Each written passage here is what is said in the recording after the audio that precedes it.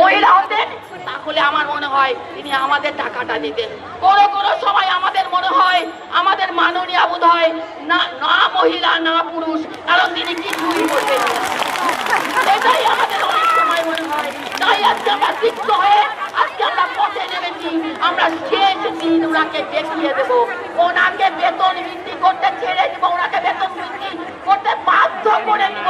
আমরা ওনাকে দেখিয়ে দেব আমরা কি করতে পারি।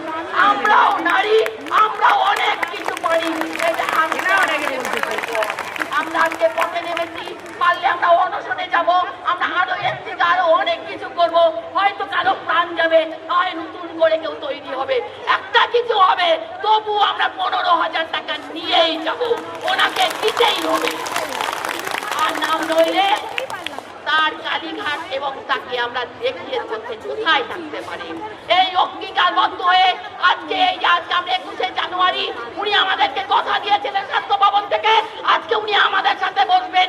এখানেও ভ্রষ্টাচার, এখানেও মিথ্যেবাদী। তিনি আজকে আমাদের সাথে না বসে আমাদের পথ আটকে দিলেন, আশাদেরকে আটকে দিলেন, উনি বসবেন না। আরে বাবা, কতজন আশাকে বসাবে? কটা আশার মুখ বন্ধ করতে পারবে? কয়জনকে আটকাতে পারবে? আজ আশা আজ ক্ষুধার্ত, তাই আজকে আশা, উনি একটা আশাকে যদি বসায় 1000 আশা দাঁড়িয়ে যাবে। একটা আশাকে যদি উনি কিছু করে 1000 আশা দাঁড়িয়ে যাবে।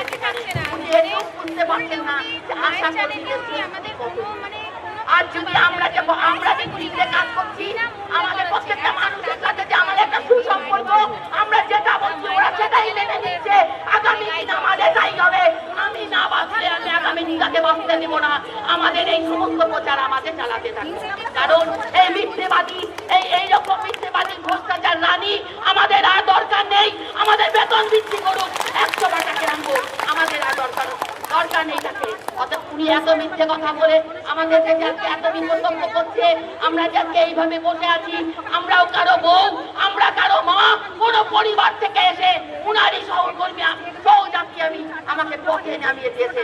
অতএব এইরকম ভাবে আমাদের পথে নামিয়ে দেওয়া, আমাদের প্রতি এই নির্মম অত্যাচার জন্য আমরা সবাই মিলে একত্রিত হয়ে বলবো, পশ্চিমবঙ্গ রাজ্য সরকার ঠিক ঠিক ধিক্কার, নির্লজ্জ সরকার, তার লজ্জা নেই। আমি সংক্ষিপ্ত বক্তব্য জানিয়ে শেষ করছি। পশ্চিমবঙ্গ আশা করি নিয়ে আছি দাবার